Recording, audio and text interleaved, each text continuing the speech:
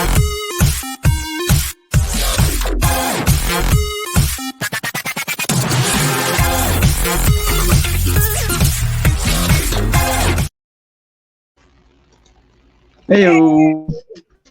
what's going on, everyone? Happy Monday. Happy Monday. Happy Motivational Monday. Happy Mindful Monday. Or it's the Monday Rundown. Happy to be with you guys here on another Monday. You know, Winston and I love the Monday Rundowns because they are the episodes where we get to talk about the things that we don't normally get to talk about on our Wednesday shows. So keep bringing us your topics. We love talking about them and learning with you guys as we explore the ideas and thoughts of other content creators and other thought leaders on the topics that we're discussing. Excuse me, I Absolutely. just realized I put a mint in my mouth and it's big. So we're excited for another Monday. Let's jump into today's topic. What are you asking yourself every day? Every day? Every day. Every day. Every day. What are you asking yourself every day? What a great question. I know one of the things I ask, I don't know if it's every day, but I would say a majority of days is how can I serve? Who can I help in the ways that I've been called to like help people on their specific journey of this thing we call life? That's something that I ask. I also ask for the energy and the mindset and all that stuff to be able to be helpful or to do the things that I was called. And I think the little things like, how do I look today? I know in the evenings lately, I've been asking myself, I'm challenging myself to get more in touch with my emotions. And so I ask myself, what were two things that happened today that made me happy? And two things today that made me sad. And if I think of any other emotions, then fine, I can do that. But I'm starting with happy and sad for now, just to get in touch with that. It's just a practice that I've been doing. And that's very recent. Like that just started a couple days ago. So that's what I'm going to say are probably some of the things that I ask every day. Not the same time every day. Some are more in the morning. The ones I just mentioned are in the evening side. Okay. Yeah. Very cool. So yeah, I agree with you. This is definitely a great question. I actually sat here. It's funny. My answer is I ask myself if I'm happy. And similar to you, I definitely don't have a certain point. I feel like I do it usually in the morning, but I don't think it's a specific time every day, but through at some point and multiple times actually throughout my day, I ask myself if I'm happy. And what I've been doing this for, it's actually been a few years now that I think about it.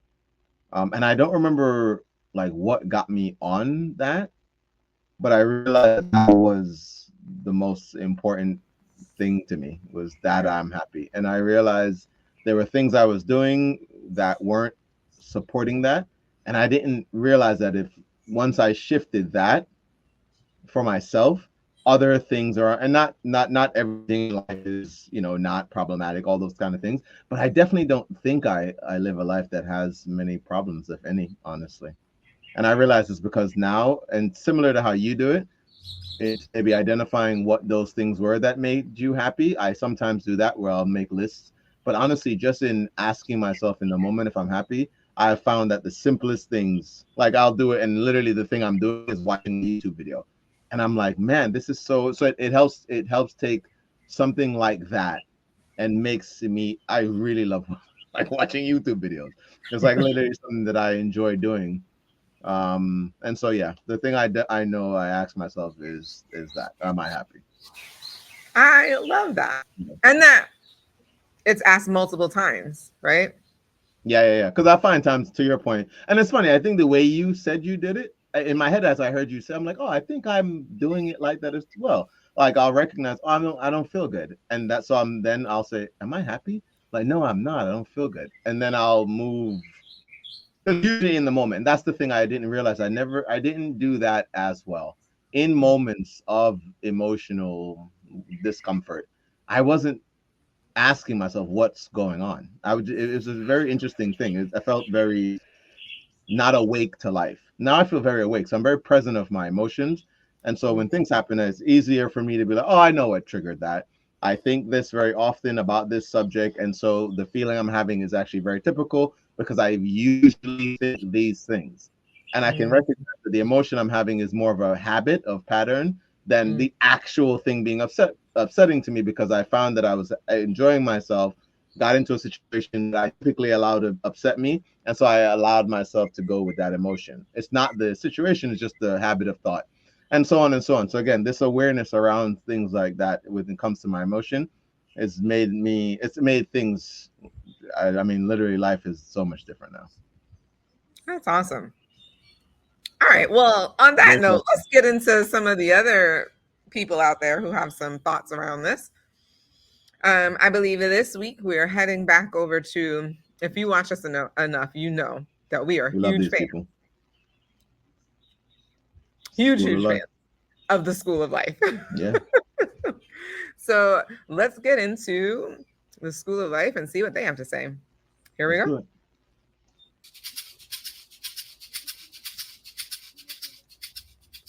Our minds are some of the busiest places in the known universe. It's estimated that under a deceptively calm exterior, some 70,000 separate thoughts hurry through consciousness from the moment we wake up to the time we slip into sleep. What many of these thoughts have in common is that we seldom do them any kind of justice. The result is a kind of sensory overload and an immense difficulty processing what we've actually been through. We don't have time to feel the anger we're beset by. We don't have the wherewithal to give room to the sadness that nags at us. We can't, on too many occasions, properly think our own thoughts or feel our own feelings. But these thoughts and feelings do need to be understood and will protest more or less actively when they're not. Anger that hasn't been given its due will emerge as irritability. Grief that hasn't been honoured will metastasize into aimlessness and despair. What we call mental illnesses are usually the outcome of periods of our lives that we haven't had the strength or opportunity to understand or mourn. What can help our troubles is self-exploration. And that's why we've produced 5 questions that we suggest can be rehearsed every evening on a regular basis and will help to appease the sources of our troubles. First question: what am I really worried about? This question recognizes something rather unusual about how we operate. We frequently don't stop to ask ourselves what we're truly worried about. This sounds odd. Surely, if we're worried, we would be expected to pause rather quickly and explore why. But our minds seem not to work in this supremely logical sounding way. They feel anxious long before they're ever motivated to ask themselves why they might be so. They can carry on for months, even years, under the fog of diffuse concern before setting themselves the challenge of zeroing in on what is really at stake. So the question bids us to stop running and to turn around and look at what might actually be ailing us. The use of the word really is strategic. We often use one worry to shield us from another. We worry about an upcoming interview to protect us from worrying about the state of our relationship. We worry about money in order not to worry about death.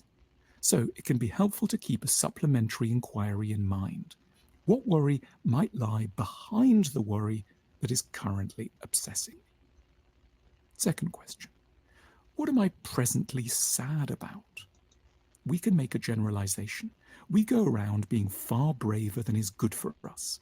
Because we need to get on with the practicalities of the day, we frequently push to the side all the slights, hurts, disappointments, and griefs that flow through our river of consciousness. We choose not to notice how vulnerable we are for fear that we cannot afford our own sensitivity. But stoicism and strength carry their own dangers. With the help of this question, we should give time to noticing that despite our competent and strong exteriors, lots of smaller and larger things have managed to hurt us today, like every day. Perhaps someone didn't laugh when we told a joke.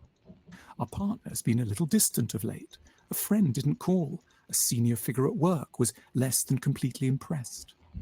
We don't need to mock ourselves. We aren't weaklings for being fragile.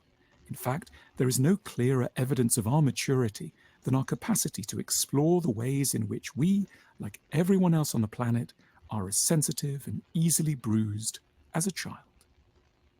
Third question. Who has annoyed me and how? We want to be polite, of course. We're attached to the norms of civilization. It upsets us to think we might be upset. Nevertheless, here too, to have the courage of our actual sensitivity. No day goes by without someone annoying us in some rather fundamental way, usually without them in any way meaning to. Our spirits will be lighter if we can bring ourselves to spell out the injury. What happened? How did it make us feel? What might we tell ourselves to re-find equilibrium? If we were lucky, we used to do this sort of thing with a kindly parent when we returned home from school. Now, as careful guardians to ourselves, we can internalize the process and use our inner adult to soothe the always easily flustered, but also easily calmed inner child. Fourth question. What does my body want? Much of what we feel but don't process has a habit of ending up in our bodies.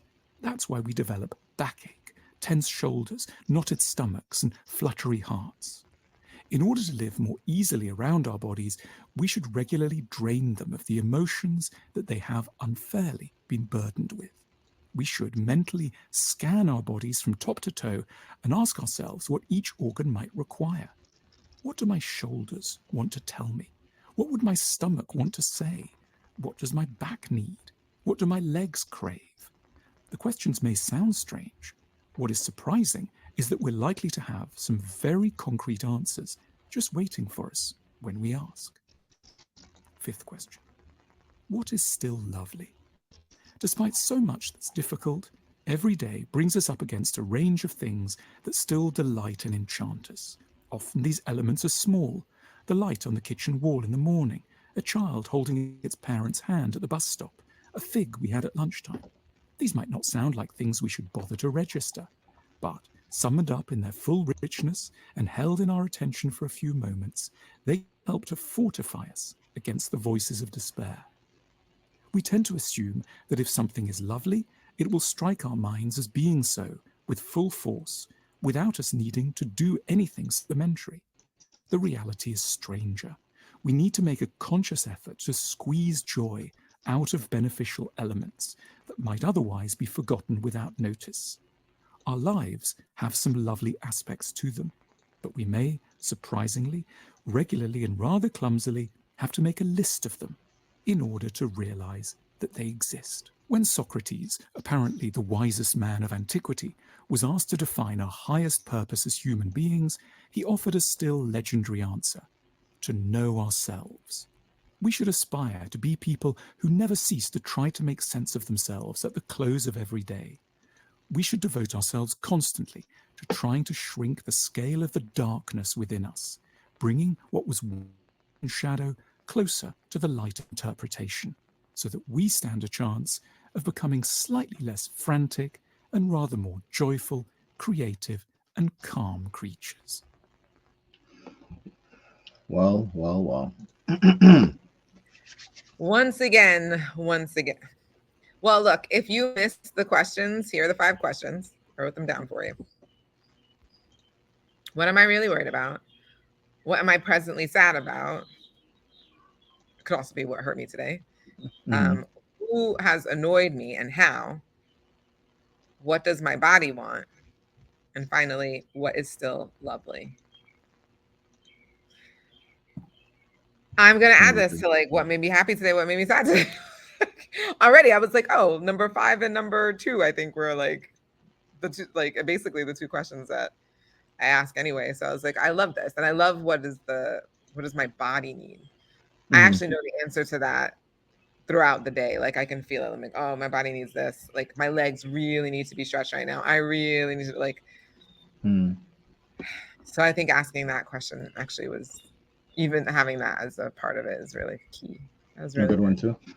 Yeah, I actually really enjoyed these too.